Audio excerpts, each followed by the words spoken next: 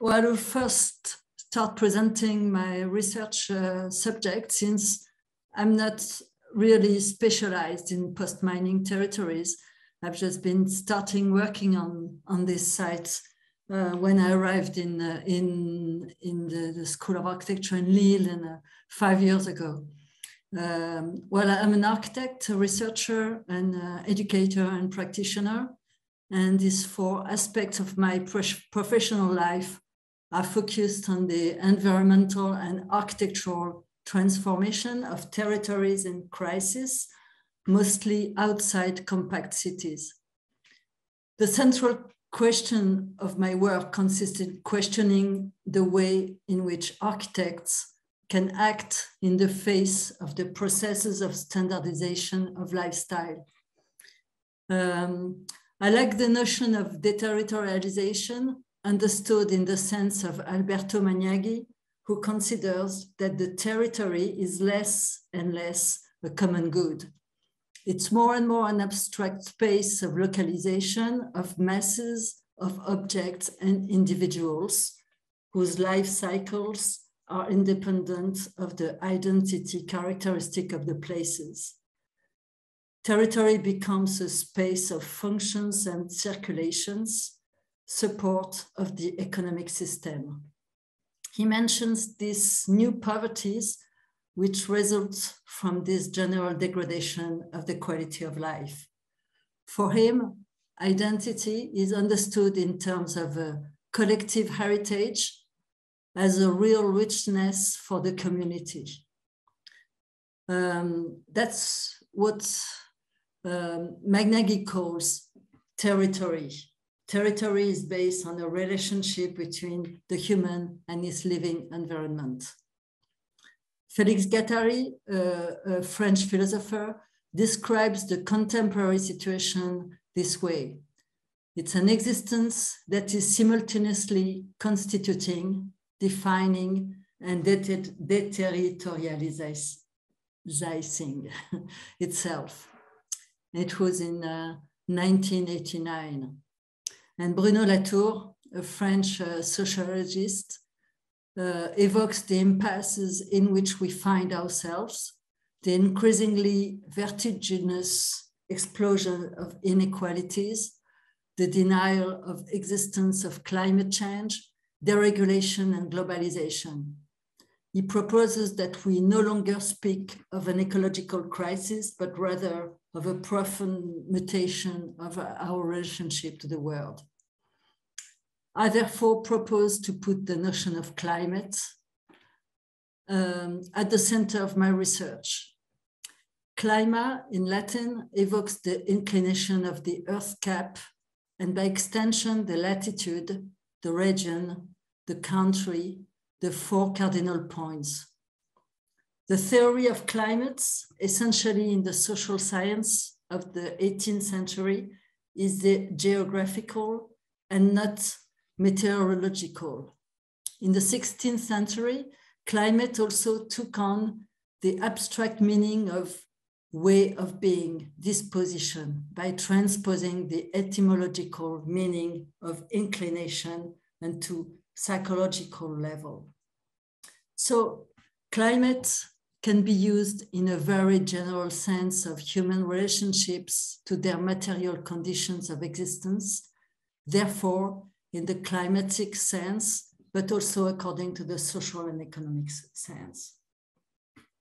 Now, on this theoretical but also political basis, I'm just going to mention some research subjects on which I have worked and which today feed my work on post-mining territories. The first one is architecture of acclimatization. Second one, transforming rural and dispersed densities areas.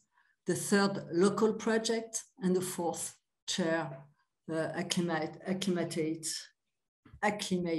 post-mining territories. Architecture of acclimatization. From the word climate comes the notion of acclimatization, which means to put forward a necessary reconciliation between the human and the ground on which they live, the architecture and its context being part of an ecosystem. The notion of acclimatization comes from biology. It defines the capacity of natural spaces to adapt to changes in their environment.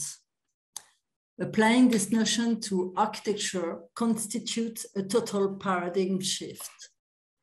To speak of acclimatization for building disrupts the very notion of a building that is inert and defensive according to the environment in which it's settled. The architecture of acclimatizations sees the contextualization process as a starting point for innovation and appropriation, relying on local material and human resources. This notion helps me revisiting the history of architecture.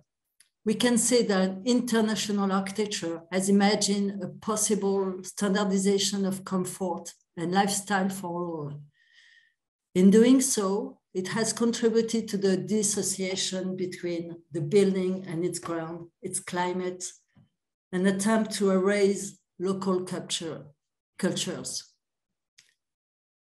And while fighting against international standards, a lot of architects explore designing with the local specificities, including people, building materials, water, and energy, and relying on local know-how and way of life. We could say that they explored ways to reduce the impact of humans on the earth. This approach can be qualified as utopian, but as François Choet says, a French geographer, today's utopia is to discover the sense of the local, a new social form and a new form of living, new forms of living, probably. The second research subject that I'm working on is transforming rural and dispersed density areas. And two projects can illustrate this question. The first one is the Great Paris of Dispersed Densities.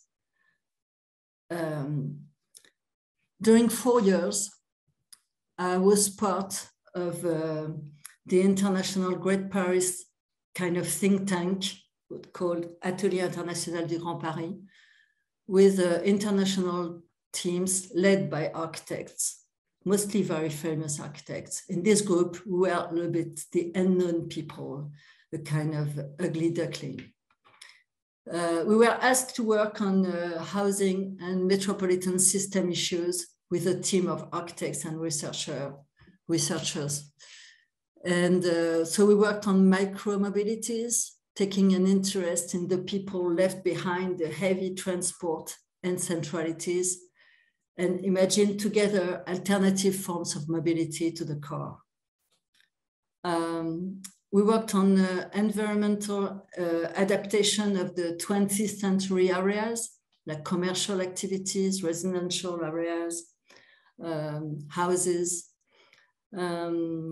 We also worked on Great Paris, what we call the metropolis of small acts, which means very tiny projects, and fighting against large-scale projects, versus a multitude of micro projects in the vicinity that are negotiated and in the proximity. That was the birth of an NGO that I'm working on with that was created with some architects. Mélusine was part of it, she was still a student. And Frugal for Territoire à énergie populaire, TEPOP, sorry, for Territoire à énergie populaire, is working on social neighborhoods with young teenagers, helping them to really designing places in their neighborhoods. Another project is Frugal for Forme rurale de l'urbain généralisé. I can't really translate that. It was 4 years of work on the French countryside, around 14 samples of 50 kilometers each, with a team of geographers, economists, ethnologists, and ecologists. That was a cross-analysis between architecture and ethnography, and it has allowed to highlight the way in which the inhabitants concretely cohabit with the resources and with the climate. And the specific work that I've done is to look at how the house and the garden become places of expression of collective and individual uses, gardening practices, food production, do-it-yourself practices, aim at the self-adaptation of building, over recycled materials and materials from mass distribution, elaboration of empirical system for saving water and energy. The exploration of these territories allowed me to raise a certain number of questions that have never left me, like the urgency of a patient attention to the existing without dissociation between the built and the unbuilt, the importance of considering the energy, I don't know if you say that, precariousness, précarité énergétique of suburban neighborhoods as a real subject for architecture. And the book Densifier, dédensifier, that I directed with Jean-Michel Léger, a sociologist, was also an opportunity to take stock of the challenge that the urban countryside represent today.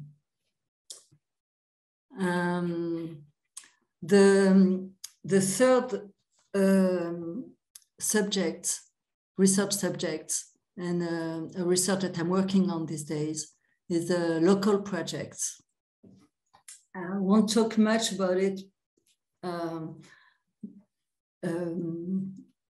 but to me, the local question is finally presented as a synthesis of the territorial stakes and the links between the human, the landscape, and the built, particularly in the adaptation transformation of the existing. The research questions the role that associative networks play today in the transformation of the society. The local project would be based on solidarities and cooperation and in the proximity, but at the same time, drawing regional, national, and international network. And doing so it will be able to influence national public policies.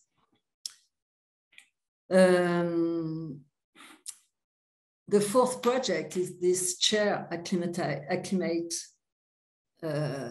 post-mining territories.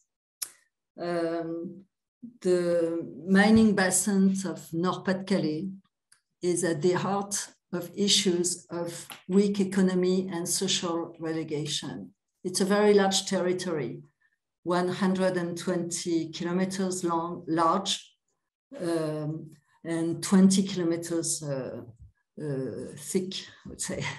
It's a very representative of post-mining situation, of a world of need of repair. It's a fragile site, but remarkable for its heritage, because it was a UNESCO labeled World Heritage label in 2012. This chair is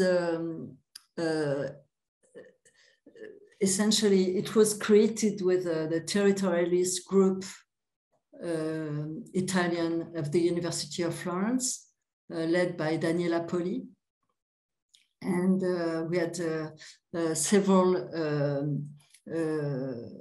workshops together with their students and mine, working on site with stakeholders and local associations.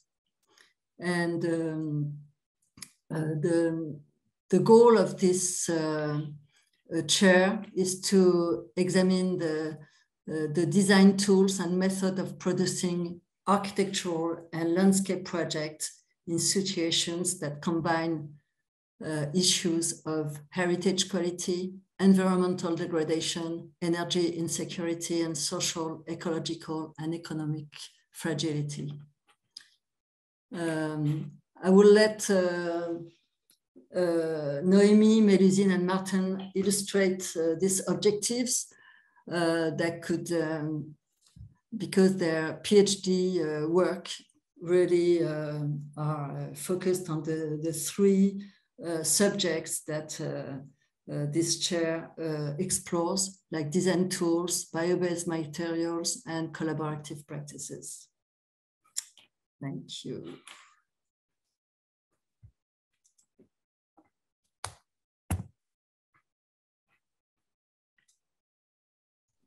Can I ask questions? You can ask, but maybe after all the presentations from the PhD students. Okay. No, we can make a few questions now and then. Okay. Yes. Well, just one small question. Thank you, Beatrice. Really interesting. Just one small question, a really small one, and a reflection, a broader reflection. Is your question about, is your statement about the, I don't remember exactly how you worded it, the utopian hope that buildings can be sustainable or something of that kind. And I just wanted you to elaborate on that, because it's a step in the back of sustainability, the hope that we can find ways of living that in the long term can be maintained. And if this is utopian, then is a castle of sand. A sand castle, it collapses everything, and the other thing is, and a reflection is in the post-mining territories. I just don't know enough about it, and this may not be accurate what I say, but when I was reading and going through websites and reports, it was evident to me that at least this is what I think I understood. Most of these communities, they, the heritage and the memory that still is there of the mining past is intangible. What is left is, in the best case scenario, a few industrial buildings, a scar in the territory, in the land, and nothing visible that can be that can be perceived as heritage, tangible heritage, buildings, landscapes. The memory is there, and the poverty, and the social economic condition. That industrialization of exploitation at an industrial level of that particular resource and the particular fossil fuel generated. So is just a terrible externalities of capitalism, basically. Absolutely, yeah.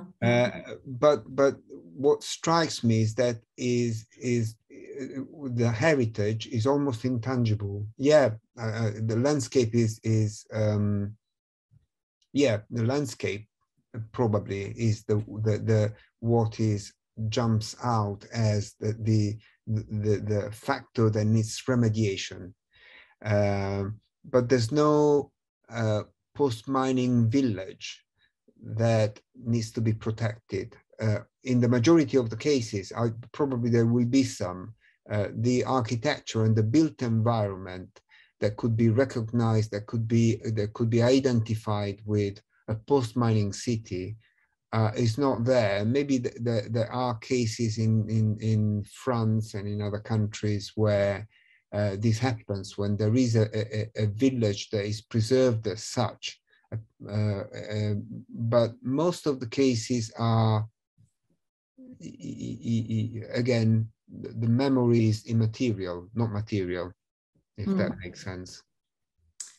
Well, many questions. Well, I think we have many subjects to debate together and to really, well, with the presentation and Martin and you, Silvio, I think there are many points that I would like to really talk and exchange with you. The first question is the question of local, and there is this great paper from Françoise Choet that she wrote maybe in, I don't know, in 2000, maybe a bit before. I think it was 1994 or something like that. And she said that she was say that today the only issue is it's very utopian, and the only issue is local. And the local turn, some people call about local turn, and it's very interesting to see how the local forces, I would say, are really today creating, and that's what you told us about, you know, how the local forces are creating a new layer. Maybe it's an underground layer or something like that, which is based on very different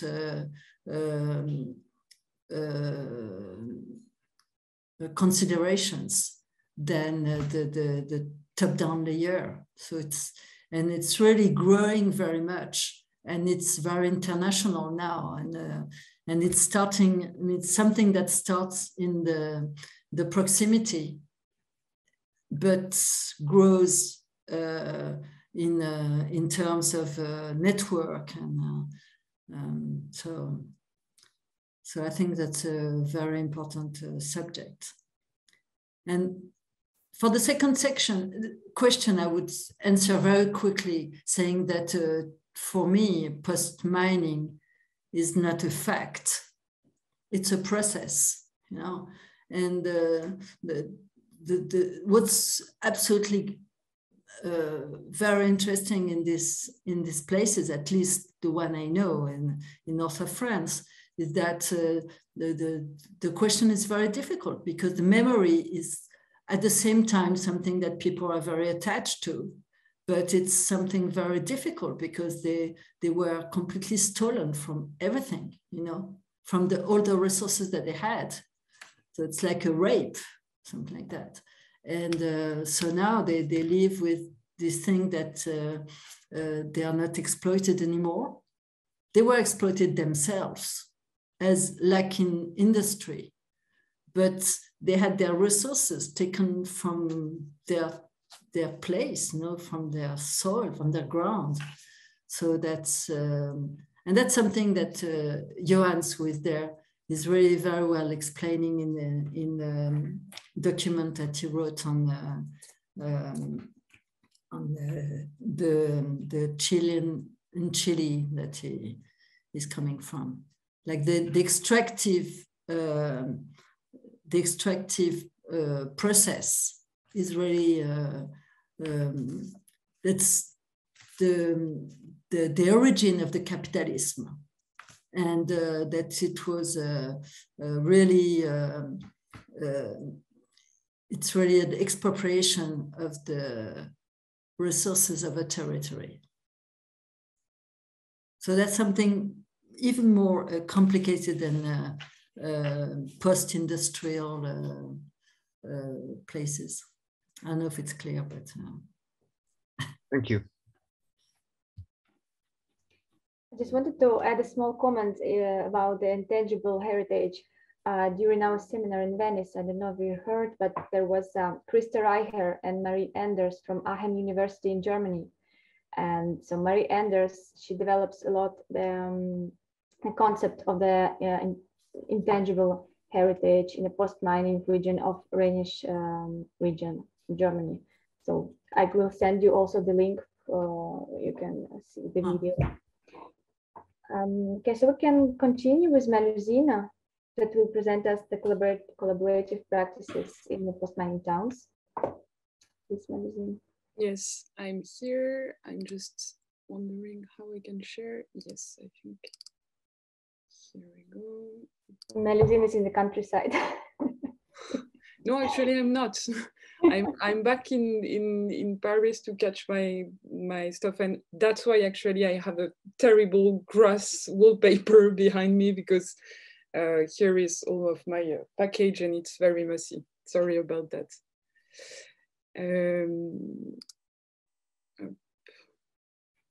Can you see? Yes. Okay, perfect. Il faut que tu mettes en plein écran là. Je suis pas en plein écran? Non. Ah, t'as encore la barre latérale là. Pourtant, c'est bizarre. Pourtant, quand je fais ça là, moi, je suis en plein écran.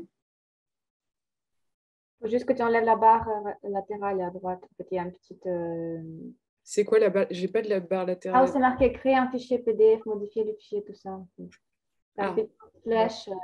Enfin bon, t'as une petite flèche au milieu. Je ne trouve pas. Essaye peut-être de quitter ton plein écran, toi, de fermer justement la barre latérale et de relancer en mode plein écran. Peut-être que ça peut marcher. Bah, en fait, j'ai pas de truc pour fermer la barre latérale. Si, en fait, une petite flèche au milieu là.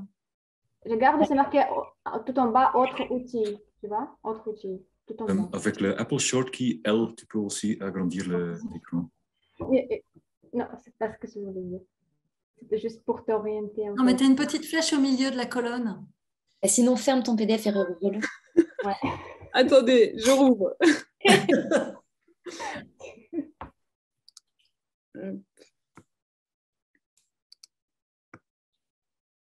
Ok. Donc là, je fais quoi? Tu vois la barre qui est à ta droite, qui est sur la droite de ton PDF? Ah oui, pardon. Ah, super. Okay. Sorry. Okay. Yes, so hello everyone, my name is Mélusine Pagnier. I'm architect and PhD student in architecture at the LACT laboratory in the School of Lille. It's my second year of thesis and I'm led by Franck Vermandel and Béatrice Mariolle. The problematic I'm working on is the following: how participative approaches in architecture can contribute to the fight against energy poverty in housing. And this research starts from an observation, the current environmental emergency, but more precisely, the need of energy renovation of housing. In France, 70% of the housing are still considered as energy colander, which means that their energy efficiency level is between F and G. And we can see that today, the state is struggling to achieve his quantitative and qualitative goals in terms of renovation, because only 60% of the expected annual renovation are actually carried out. And only 25% of the renovation in individual housing has a significant impact on energy consumption. But this is not the first time that the state is struggling to contain a housing crisis. And we can notice that through history, different process has contributed to solve housing crisis. Public process, as we said, but relatively efficiently. Private process, but also participative process, which associates experts and inhabitants. And that kind of practice has contributed more than what we think to the production. For example, the construction of the Beavers cooperatives represented in 1954, 40% of the national production of social housing. These cooperatives cooperatives gathered people from the working class who built their own houses by self-construction in order to overcome the lack of housing at that time, which was extremely high. And this is interesting to notice that this type of construction were also very innovative.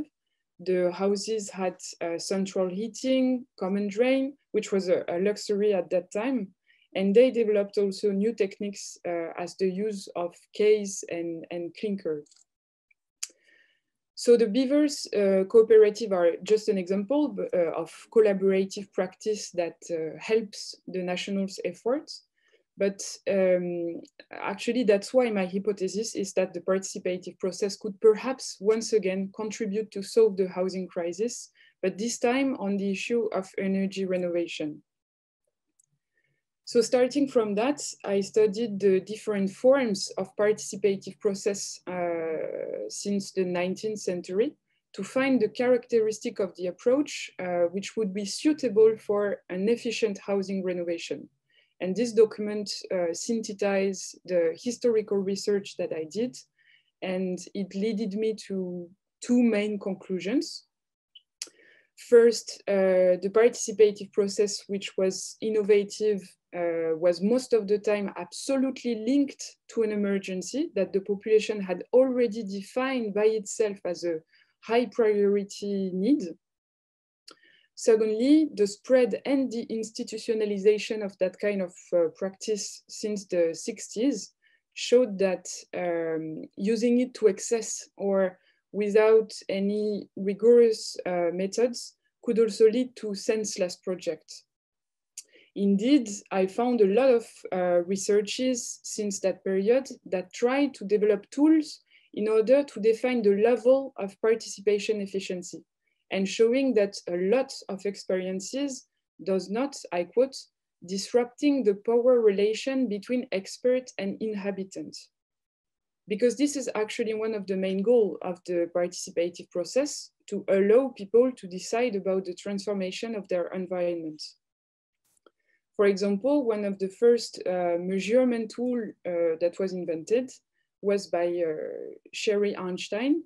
She produced a participation ladder which shows 8 different degrees of possible involvement of the inhabitant in a project. And I will not explain each level, but just to give you an overview, that starts from the non-participation with the example of the competent authorities who manipulates the inhabitants to make them adopt plans that are actually already programmed, and up to the level of partnership, delegated power, and citizen control. So 3 degrees defined as authentic and efficient by Sherry Einstein, because it allows, I quote, a better distribution of power and wealth. And all the different researches on that subject allowed me to understand, once again, 2 main things.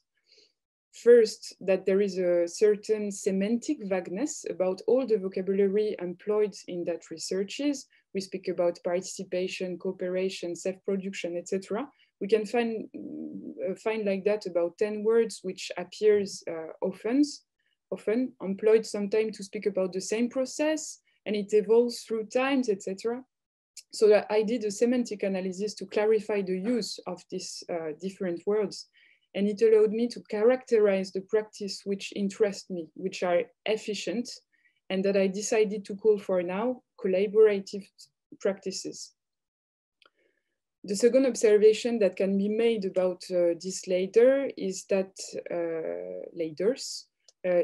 in the end, it do not take into account the nature of the knowledge that is exchanged between expert and inhabitant, nor the precise modalities of this exchange.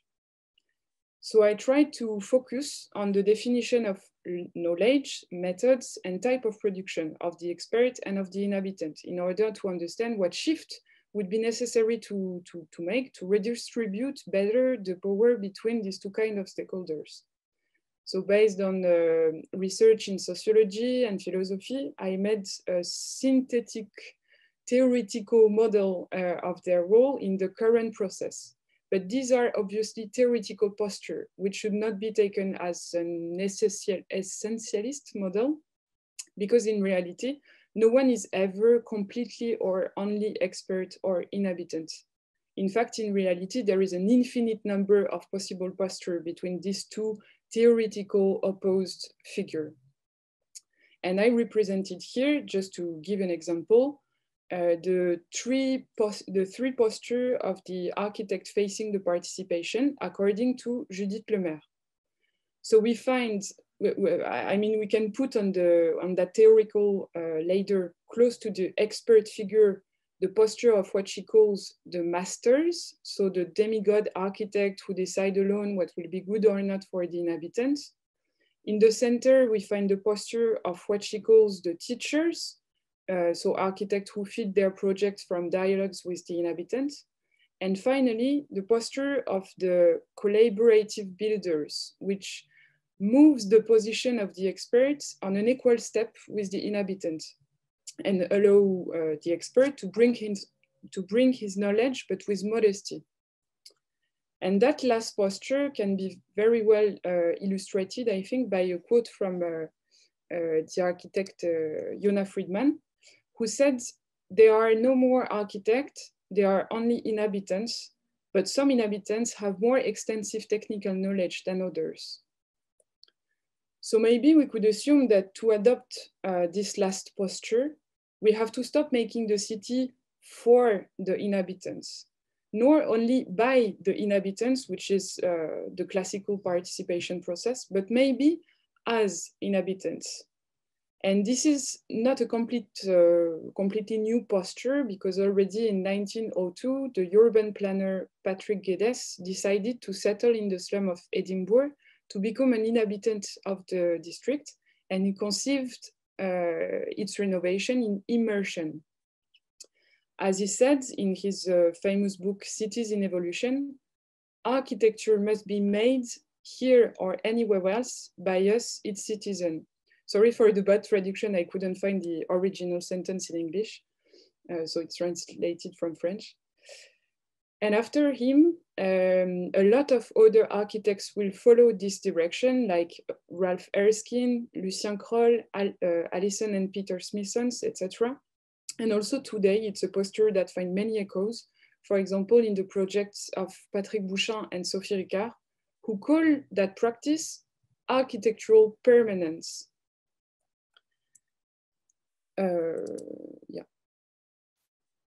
And the concept of permanence is pretty simple. The designer will live directly on the project site to understand better the need of the inhabitants and the material, any material local resources which could be used.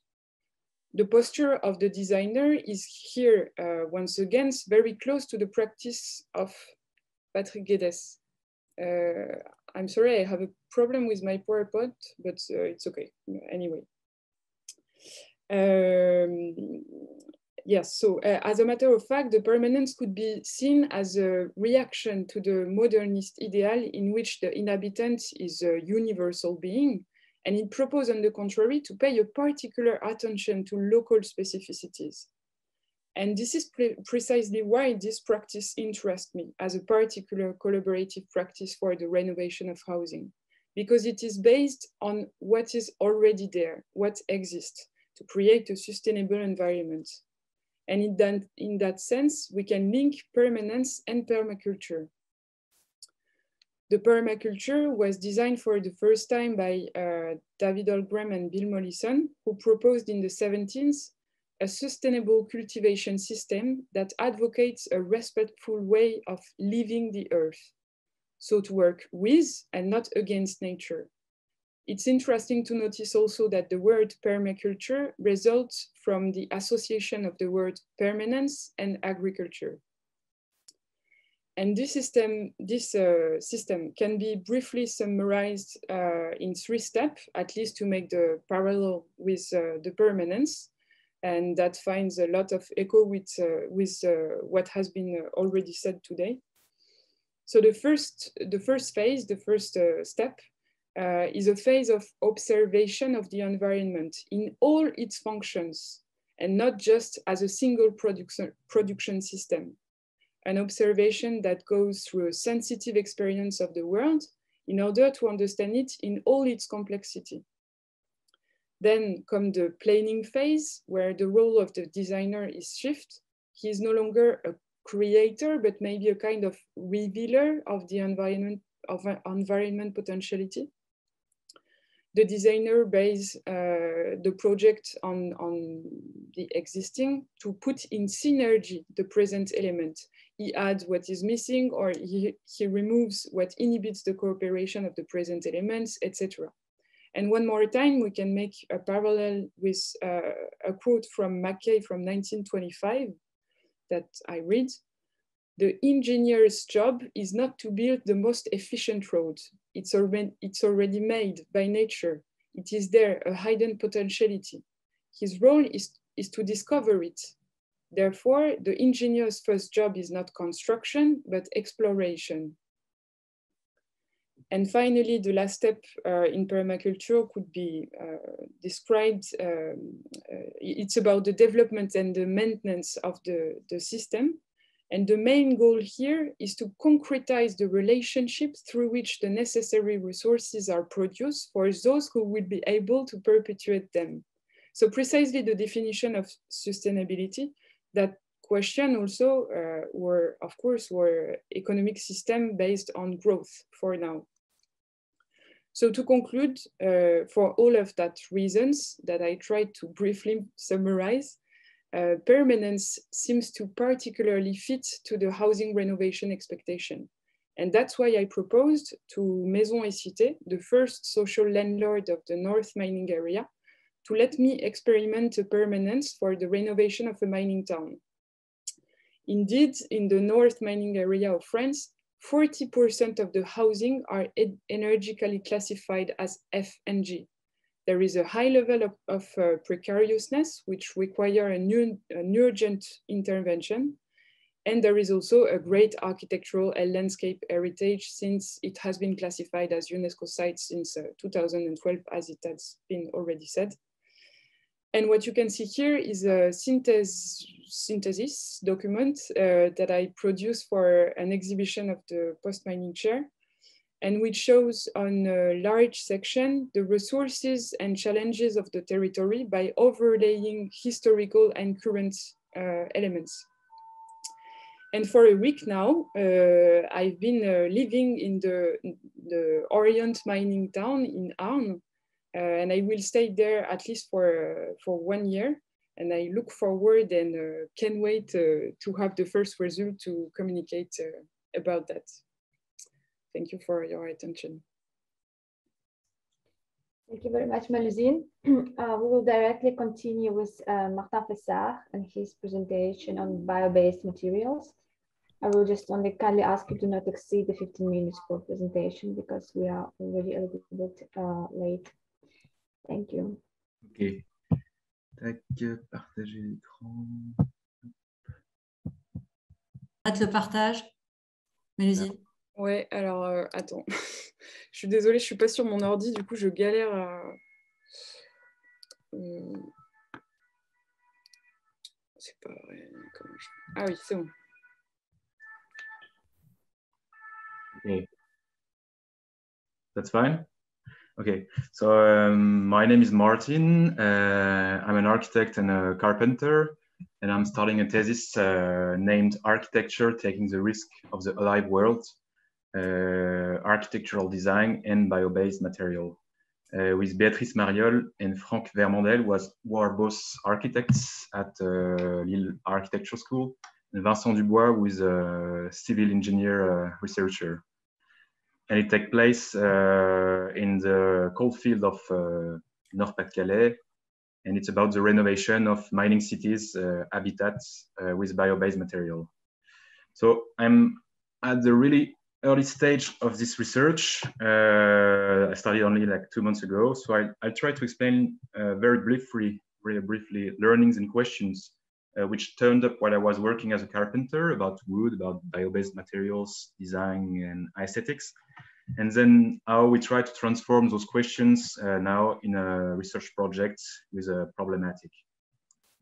So I worked in a cooperative, which was very inventive technically about renovation, with original processing of bio-based materials such as hemp, using a hemp of local woods, and also very inventive socially, as we, for example, often share the work with the future inhabitants, giving them technical advices and tools.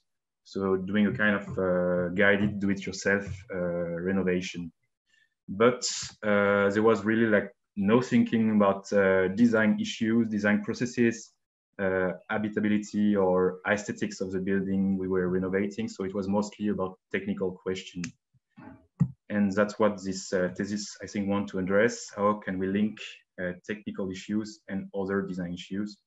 As Lewis Mumford wrote in 1934, technical improvements alone cannot give socially significant results, nor a maximum industrial efficiency. Aesthetic structures and social relationships are as real as physical attributes. So this thesis is about the appropriation by the architects of the new bio-based building processes and rules, which are mainly developed by engineers, and to find a way to open them to other design issues, and to experiment an architectural language of renovation and adjustment based on bio-based material processes, and not based on old vernacular aesthetics or on architecture linked to 20th century materials such as concrete or glass. And for example, this school in Issy-les-Moulineaux was built out of straw, which is already quite a big technical equipment. But I think we can say the aesthetic is quite conventional. So how do we try to transform those questions into a problematic? Well, first I'll give you the today problematic, then I'll try to explain it. So it goes, how do craftsmanship and guided do-it-yourself renovation with organic materials disturb or complement technical researches about bio-based material, as well as construction rules, norms, and guarantees? By the pleasure of making them involve, could there be a way to multiply and diversify renovation with bio-based materials? And how do they transform the architect's design tools and the architectural language? So now I owe you an explanation. I'll try to do it in 3 steps.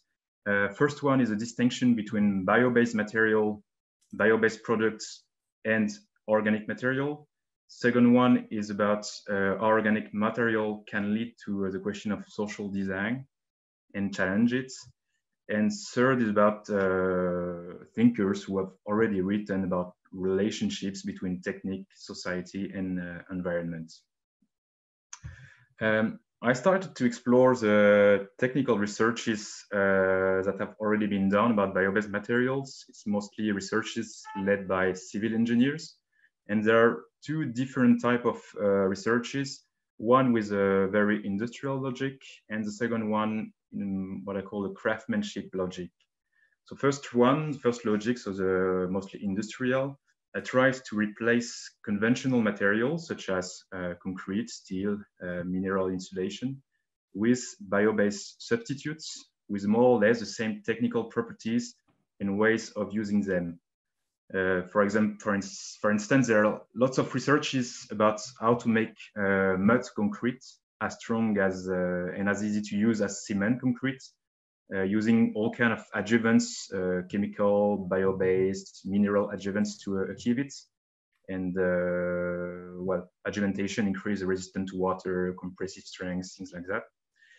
And so this kind of bio-based materials are seen as products with constant performances, which can be easily used by builders. Problem, adjuvantation can be bio-based, but also chemical or mineral, and it leads to other ecological issues.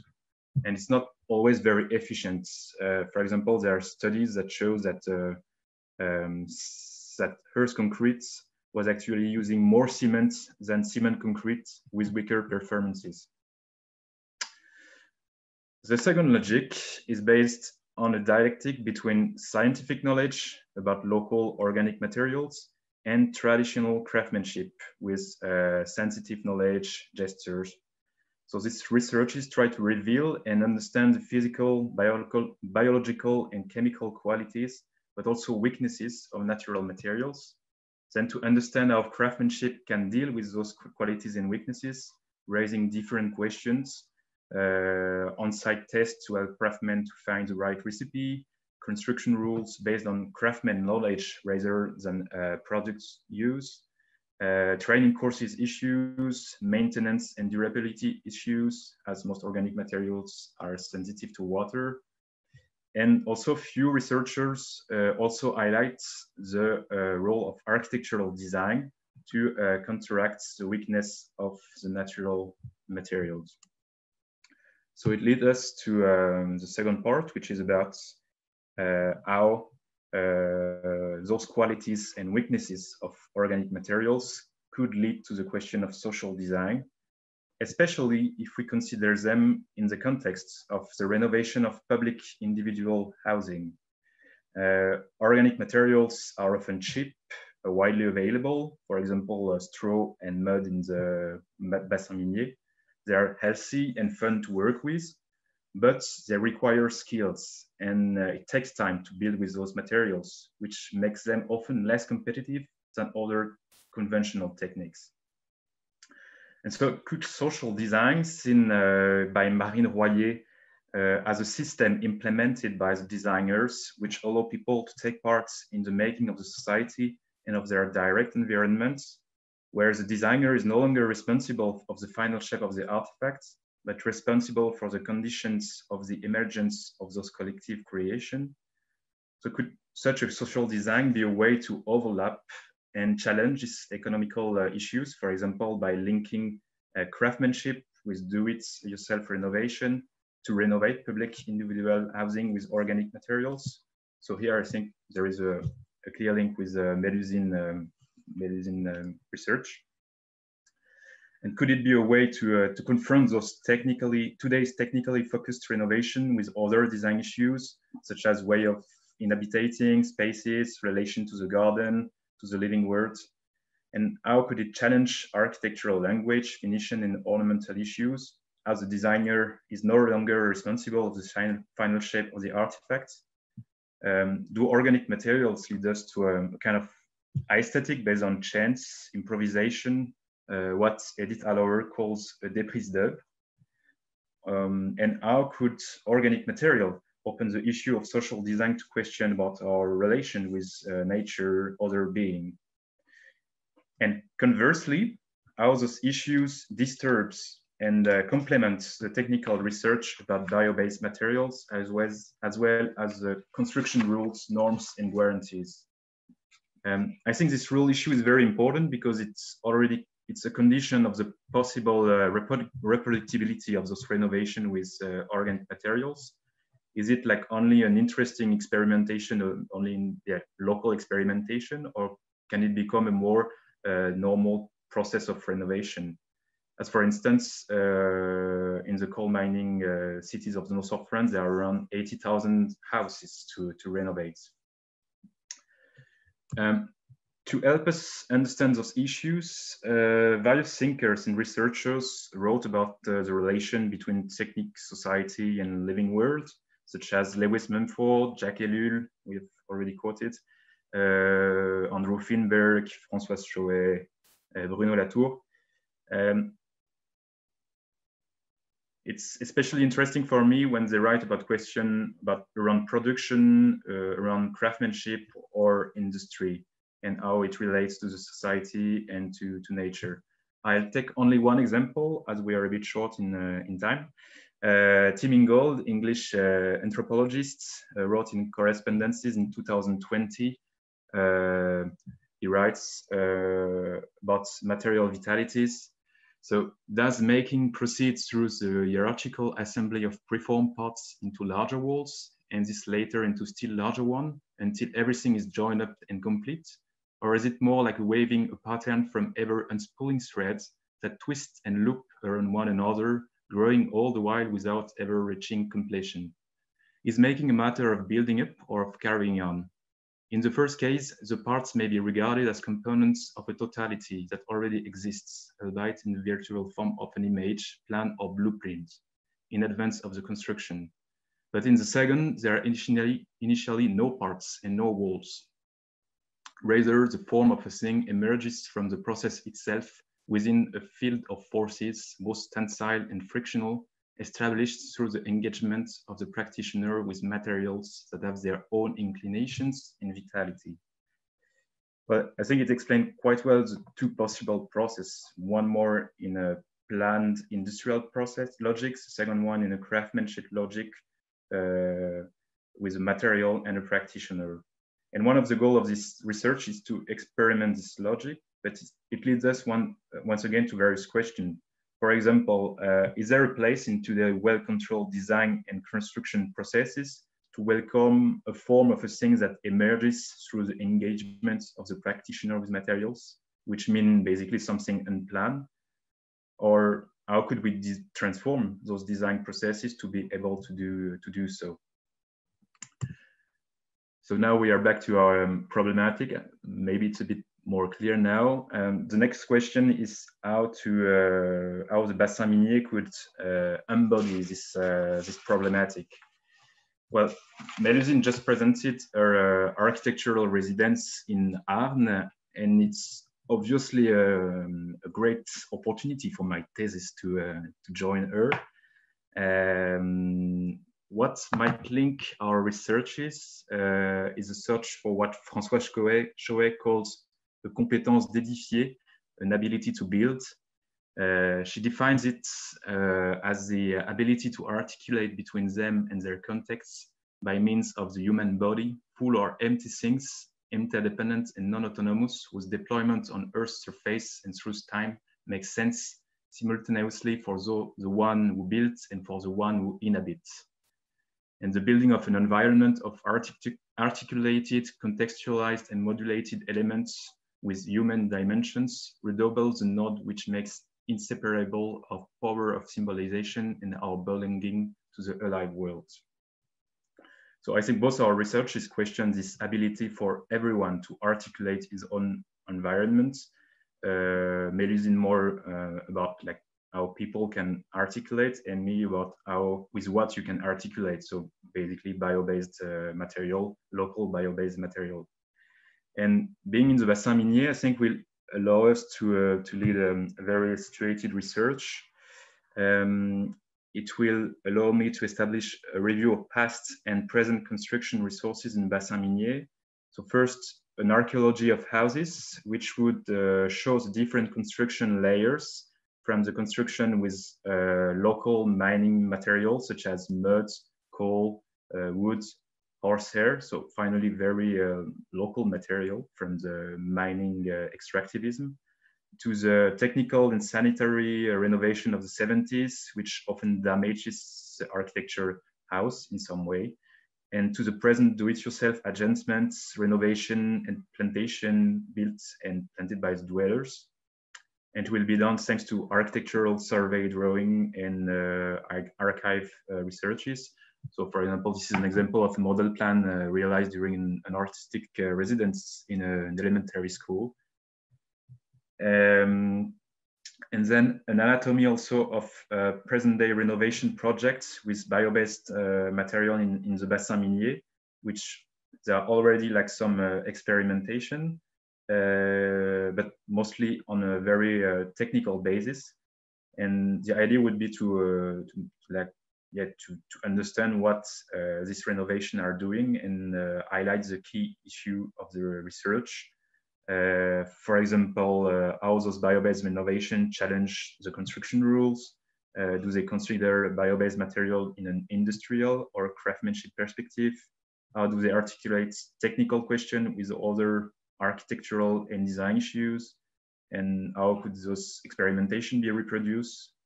So I think once again, it will be done thanks to architectural survey drawing, construction documents, and interview with social landlords, company, engineers, researchers working on those experimentation. And finally, this is another example of architectural survey drawing. Finally, taking part in Mélusine's architectural residence will also allow me, I think, to make on-site experimentation with local organic materials and inhabitants, craftsmen, and maybe architecture students. And really, in order to really test the key issue of this research, such as finishing and ornament, guided do-it-yourself renovation, cost question and reproducibility, pleasure of making, dialectic between technical problem and other design issues. And it will allow us to confront those issues to the many difficulties that appear on the construction sites, and I hope to take part in the development of construction rules about organic materials. And the fact that this thesis is supervised by both architects and engineers, I think will be very interesting for this part of the research. Thank you, I'm finished. Thank you very much, Martin. We will continue directly with a presentation from Noémie Devaux called Modular Design of Mining Towns. All right, so I share my screen. Okay.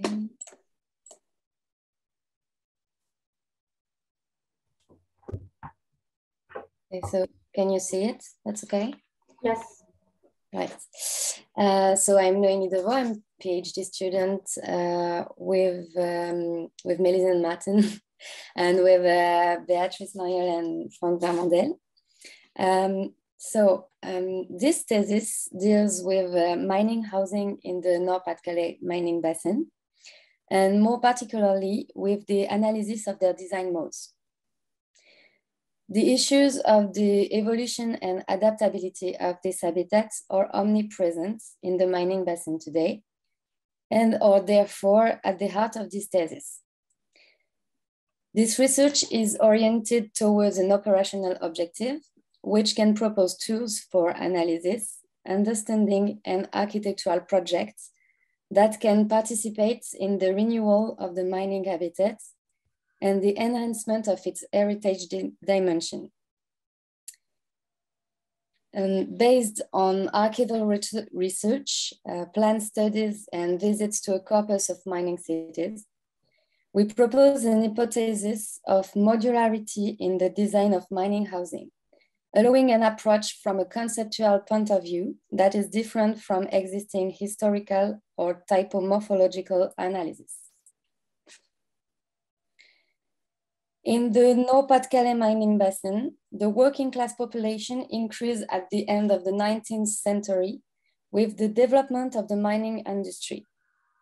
This population could no longer be accommodated in the existing towns and cities.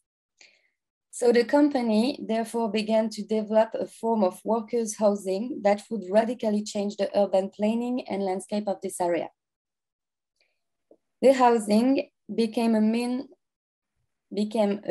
of attracting and settling this essential workforce, and also became a showcase for the company's success. As a result, the mining towns were urban and architectural laboratories in which everything was done to offer the miners the most attractive housing possible, but also the quickest and most economical to build for the mining companies. So the design, manufacture of materials and construction were mainly managed internally by the company, which allows them to control costs and deadlines as much as possible, but also to develop their own architectural identity. As the mining industry develops and expands, mining towns become more numerous and undergoes change. However, they follow similar principles of urban composition over the centuries. First, with the dual goal of productivity and social control, the housing town was built to the extraction sites, thus forming an urban entity made up of the pit head,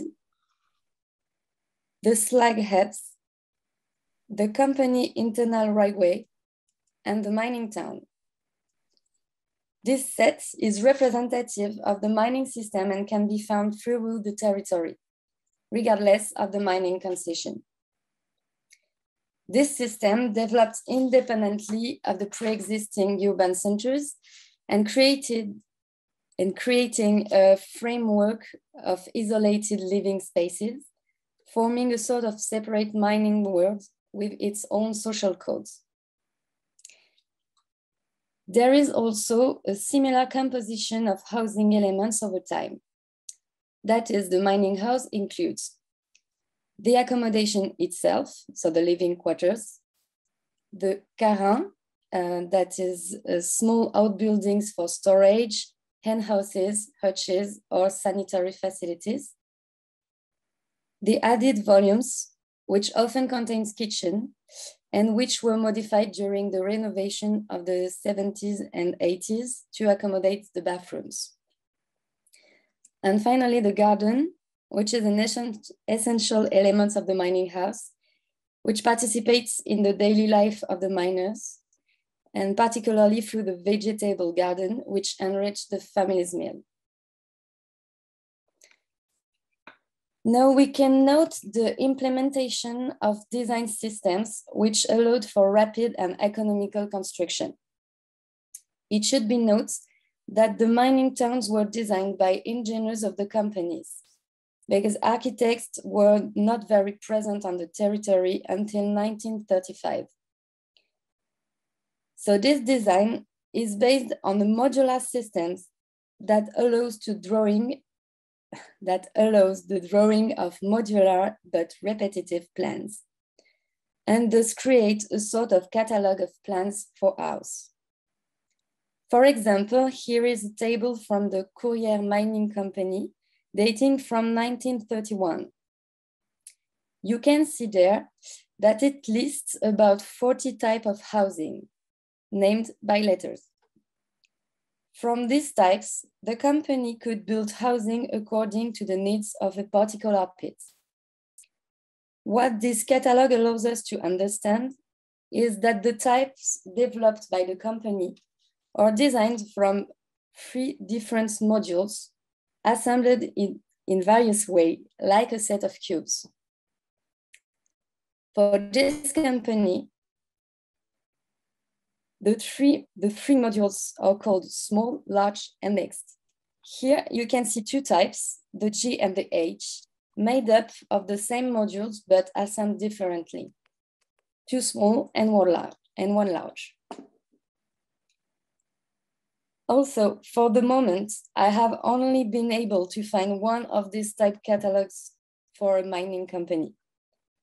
But this system can be confirmed by studying the plans of the city and the mining house. Indeed, one can observe a composition in modules repeated and assembled. I will present 2 significant examples. The Lemay housing town in Pécancourt and the Anatole France housing town in Bruay-la-Bussière.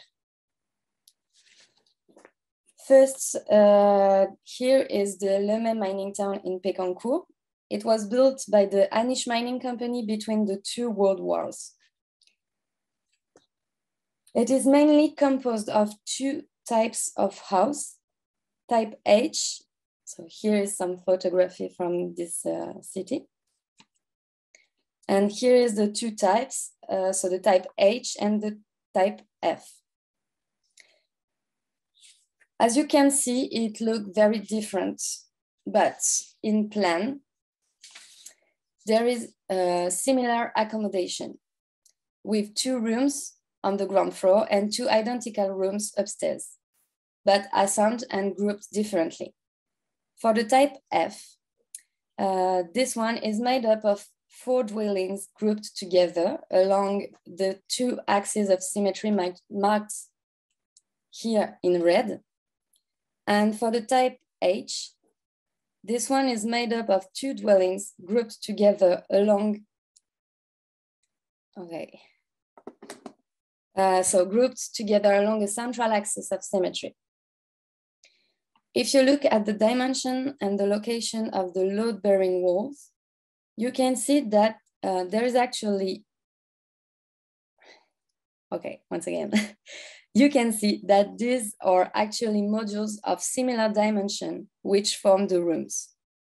These modules whose dimension are, with a few variation, 4.50 meters by 5.50 meters, is repeated and adapted through the city to form different types, according to the company's wishes as to the image of the city and its needs in terms of density. So the type can then also be varied to meet these needs, whether in terms of the number of dwelling required or in terms of architectural aesthetics to mark the identity of the company. Finally, one last point about this housing town. Let's have a look at the type F facade. This variety in modernity and architectural aesthetic is typical of the company's desire to create an identity for themselves and to make the housing city a showcase for their success. Now for the Anatole France mining town in Bruay-la-Bussière. And this town was built at the beginning of the 20th century, just before the World War I, by the Bruay Mining Company. It is composed of 3 types of house, but I will concentrate today on 2 of them, the type K and the type B bis. Here again, you can see a big difference in morphology between the 2 types.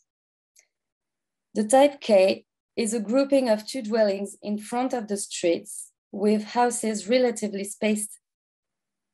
Okay, that's not. The type B bis is a grouping of 2 dwellings in front of the streets with the houses relatively spaced and the entrance is on the side. And the type K is a grouping of 2 dwellings with an entrance on the streets. The houses were very close together, which gives the impression of a continuity of facade from the streets and therefore a very different urban morphology. However, looking at the plan of these 2 types of dwellings, it appears that they are identical. They consist of 2 levels of 65 square meters formed by 2 modules, a square of 3.70 meters by 4.10 meters, and a rectangular one from 5.20 meters by 4.10 meters. And the limit is identifiable thanks to the load-bearing wall. So the difference between type K and type B bis lies in the grouping of the 2 dwellings.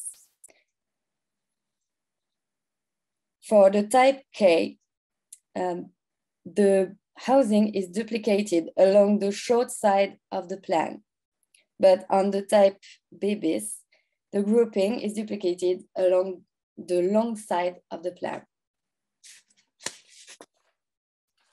So in addition to this, the difference in the volume and the location of the dwellings allowed the town to have a greater diversity in its urban composition, while offering identical dwelling to all the families of miners. To conclude, this hypothesis of modularity in the design of mining towns suggests that each mining company produced different types of housing from a limited number of modules. Each company would have created a sort of catalog of plans from which the types of houses could be modulated according to the volumetrics, materials grouping, or architectural styles adopted by the company. These modular systems thus allowed for greater design, construction, and economic efficiency, as well as adaptability to the housing needs of different speeds. The analysis of a corpus of case by mining company allows us to establish the validity of this hypothesis, as well as the specificities of each company. It will then be a question of exploring the use of this data in the architectural design process based on studies of projects in progress or completed on mining estates, but also on projects by architecture students in the Lille Architecture School. The objective of this work is to question through this hypothesis of modularity, the tools of architectural project that can be mobilized for the evolution of mining housing, and that can allow the taking into account of the heritage, social and economic issues at work in these housing estates.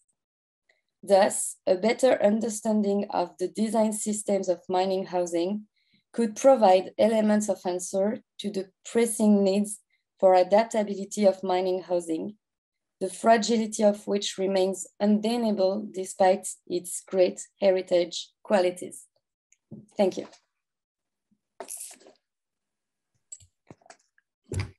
Thank you very much, Noémie, Mélusine, and Martin, for these presentations. We can have some time for the debate. So are there any reactions or comments or questions?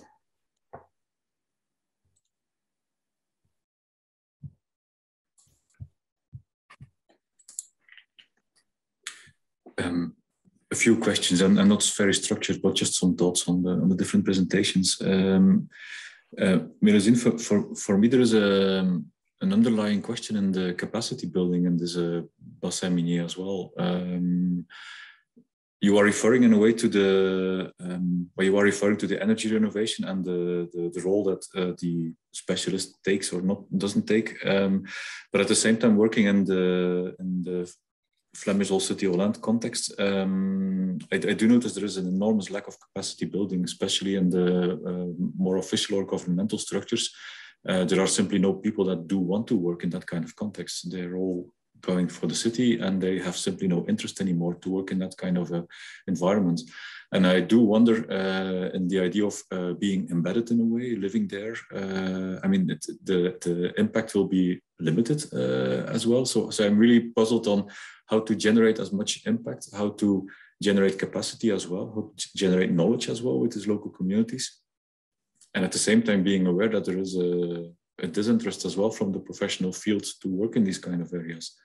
So I'm like a bit puzzled on this kind of tension that there is. Yes, first, sorry, but my English is not so good, so I really work hard on the presentation, but I'm not sure to understand clearly your question. You mean like the constructors doesn't want to work there? Even that, but also the expert by means of speaking, the architects, the civil servants, the specialized people that have this knowledge that you are seeking to bring in the project. Okay.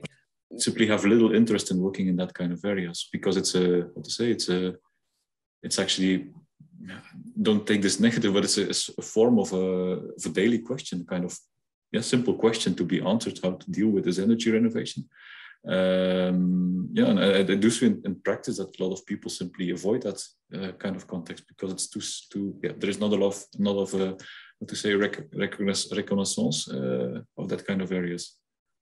Okay, but I think on that case, the heritage, the classified UNESCO heritage could be a good help because of the classified. All the region are working in touristic project and to make that region more attractive. And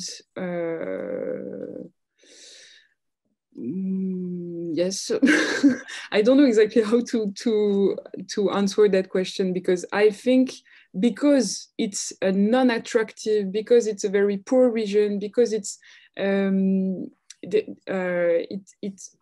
it could be how do we say that a kind of model for the next years, because for example in 30 years there will be no more oil, there will be a lack of energy, and we just come to a catastrophe scenario.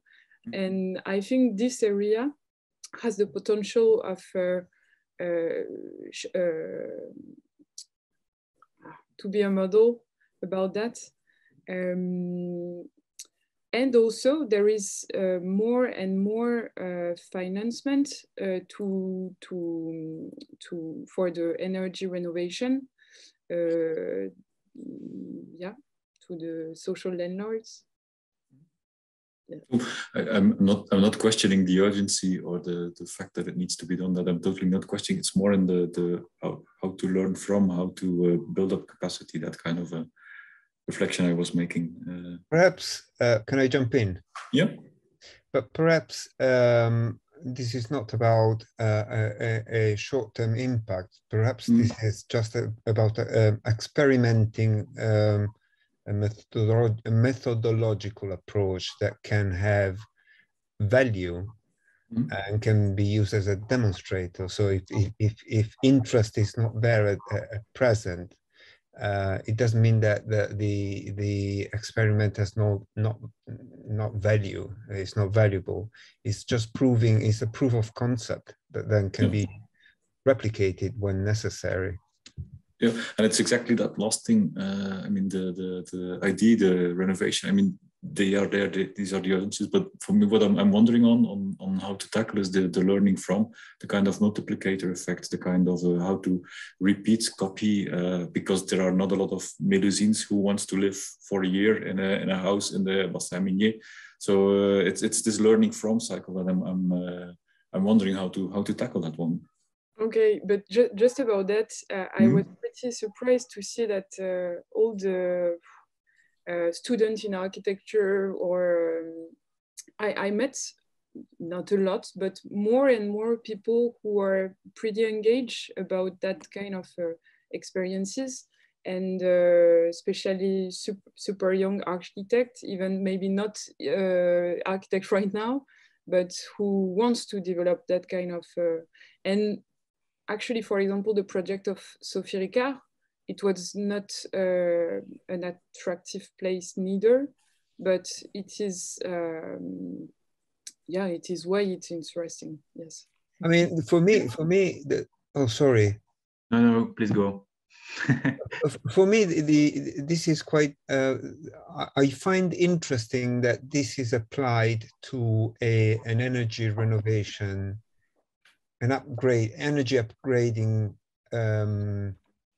context, because the idea of establishing a local, almost local office in a development or redevelopment site has been experimented before in the 60s. Erskine in Newcastle, De Carlo in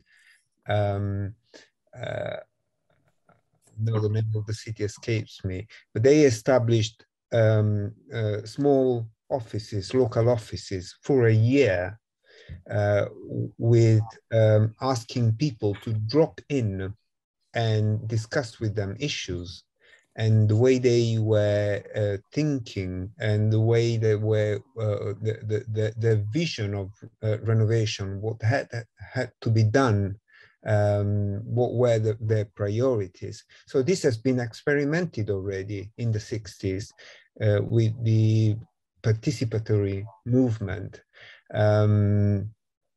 But to do that today in a post-industrial post-industrial age, and also for energy renovation rather than redevelopment at a vast scale, that is quite interesting. And I wonder how what type of participation is required and what type of approaches. Well, in Flanders, we have a subsidized program in which people, they are called, how should I call this in English? They're pruning your energy consumption. That's their official name. It's called energiesnoeiers in Dutch. But is actually a subsidized program in which people come to your home, visit your home, and give you a kind of small tips and tricks how to reduce the energy costs of your home. And in a way, I find this extremely interesting how they, with simple means, advise you on what you can do with your own house, and with simple tips and tricks, you can already start saving energy. And that is a bit the question I'm posing. In fact, how it's a very interesting thing you're dealing with, but I'm already thinking on the afterlife. I'm already thinking on the multiplication and how to upgrade it so it doesn't stick to a PhD and it doesn't is a very interesting work, but stays in the academic. But it has like an afterlife as well. So that was a bit my question I had, or my reflection I had. I'm just thinking also about something to make that kind of research or project demonstrative. Because I found a study recently that proved, for example, that all the transformation that the inhabitants already made by themselves to isolate their house, even if it was with really, really small interventions, was nearly as efficient as the heavy, complete renovation of what the social landlords did after it. So it could be a way to say that we are wasting a lot of time, energy, and money too, and it could be very efficient to just listen to the needs and provide people to how to do little interventions and stuff like that. Just the last thing, because I guess we're quite tight in the schedule of time, but I think the topic is also not exclusively for the mining areas, but I live in an old textile town in Flanders, and there are, I mean, the type of houses you describe, it's very similar. Houses that were built quite cheaply, repetitive, and now having a lot of issues with energy. So, and I think also in the north of France, if you look at cities like Roubaix or Tourcoing, those kind of cities, they have a lot of patrimoine, a lot of houses that have similar challenges to tackle. So also there, I think there is an upscale possible of the work you're doing. And maybe what can be interesting for like you were saying that it won't interest people to work on this house and everything, but maybe what could be interesting for architects is the fact that it's part of the World Heritage now, because it has architectural and landscape qualities, and so yeah, the issue you can't just come and insulate the house by the outside, as it's often made now in France for 60s building, for example. And you have to find other way to renovate, maybe much smaller interventions, much more precise and with regard to the buildings that already exist. So I think it can be something interesting for an interesting problem for architects. Not to limit the renovation to just technical issues, but to open it to Yeah, and don't get me wrong, Mélusine, I find it extremely interesting, but it's simply a reflection based on the practice I have. So don't get me wrong on no. My comments. I have another reflection on your work, Mélusine, and it's about the parallel with permaculture. And of course, this is now is getting into my area, and I don't think I understood completely how from permaculture you reach the concept of permanence, which is not exactly what permaculture preaches, and then from there how it applies to your in practical terms to your project. Is the permanence referred to the conservation of the context? I think it's not about why permaculture. How do you get? Why did you use that idea and that technique? Actually, for the moment, it's more on a theoretical way, because I think that permaculture has already it proves to show that with nature we can it's a sustainable way to cultivate agriculture. And I think it could be also applied to architecture, because we have even if it's a way to consider architecture as a living environment, because you have local resources that you try to put in synergy, and so as a designer in permaculture, work with what exists to create a system that help each others and goes sustainably. I think it works exactly the same. The idea could inspire the way we work in architecture it's hard in English, I'm sorry. Did you get my idea?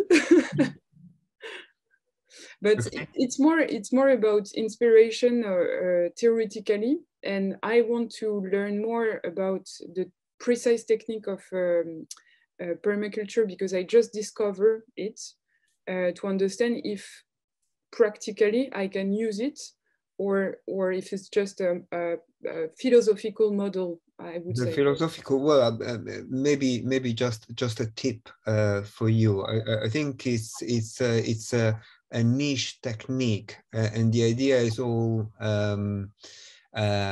is attractive, and is, as you say, is observation of the local ecology and trying to enhance these synergetic possibilities. And so if a plant grows well next to another plant, then put them together, because one will benefit from the other, but also the seasons, the insulation, and blah blah blah. I think that the exploration in agriculture and alternative methods of agriculture is moving more towards the idea of regenerative agriculture, and that probably is something that is as a concept you can use, I think, better, because it looks at not the exploitation of nature, but the agriculture designed in a way that regenerates the soil rather than destroys the soils. So it is about looking at practices that improve the situation rather than exploit it only. Yes, okay. Regenerative agriculture is what you said. Yes. Okay. Regenerative agriculture. In French, it's régénération. Yeah. Yeah, that's the handy thing of being Belgian, that we speak a lot of languages. Martin, for you, I was wondering, you were focusing on the materials, the bio-based materials. And there I was really wondering on, okay, there can be a whole narrative on the material and the local grown material and so on and so on.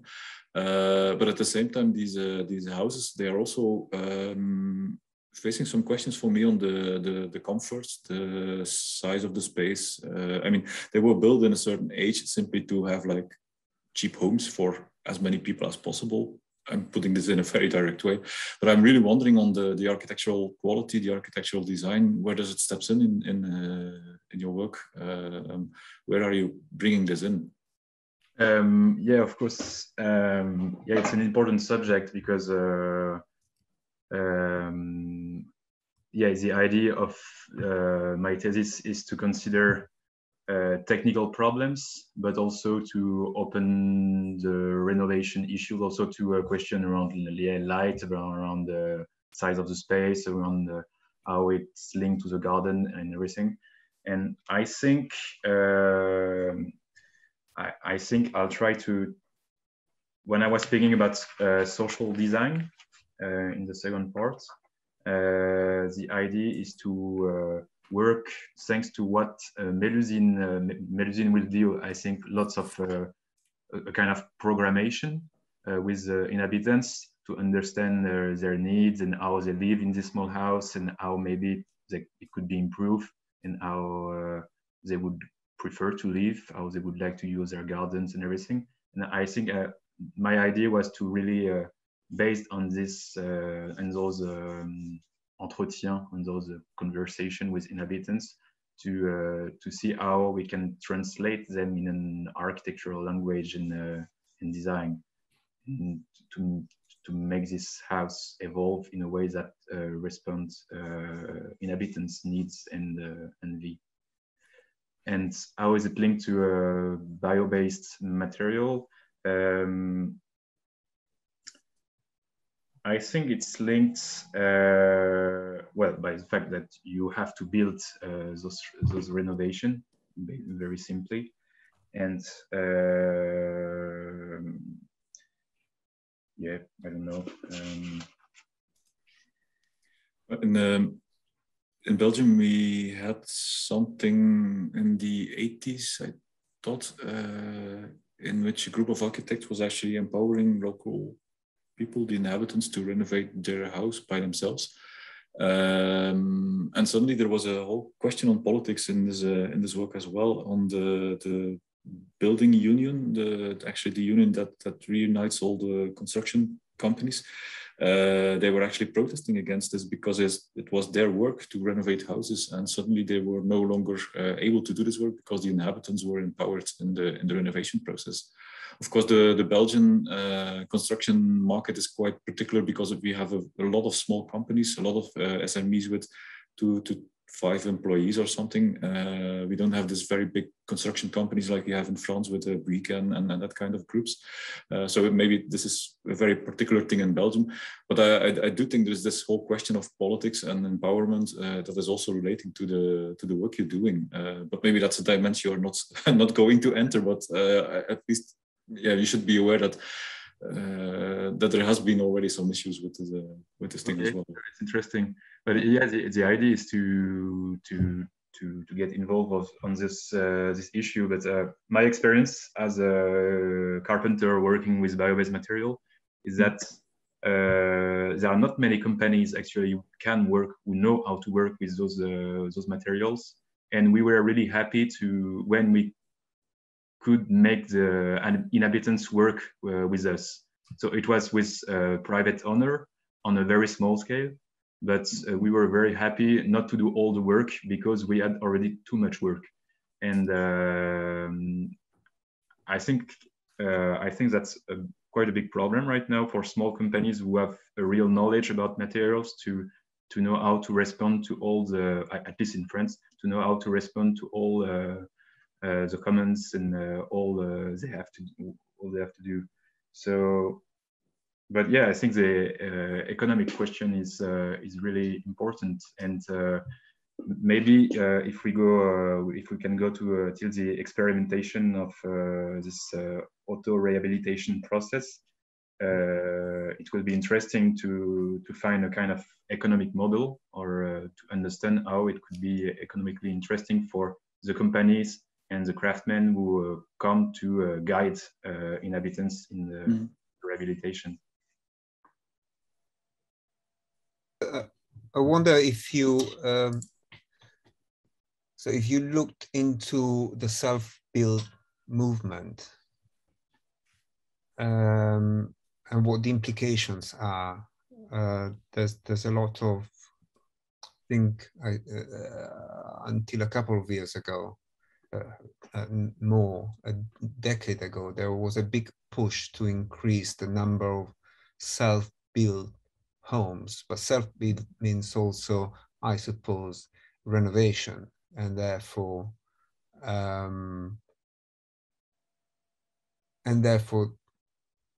upgrading your homes. And there were incentives, at least in the UK, but I know much more in Sweden, Germany, where the self-built homes represent a higher share of the residential stock. So I wondered if you looked into that, into the self-built movement, and also I wondered if you have identified a palette of materials. So what we're talking about when we talking about biomaterials, are we talking about timber, locally sourced, mud, and what can you do with mud? So is there a kind of a catalog of possibilities that you have come up with in terms of materials and what you can do with these materials? About this question, that's one of the things I want to do like very soon, is to do like kind of catalog of local construction resources you could find in the coal mine of Pas-de-Calais, and to find, yeah, what are the materials, for example, straw or hemp or mud or whatever, and is there a lot of it? Are there companies who know how to work with these materials? Are there other researchers doing local researches about those materials? So I want to do like kind of yeah, this kind of synthesis, and to have a catalog that would allow us to have a clear view of what is possible, and then how we can choose between all those options, and how we can pick the right, maybe the right material for the right place. About your first question, no, not really, not yet. But that's an interesting suggestion. Yeah.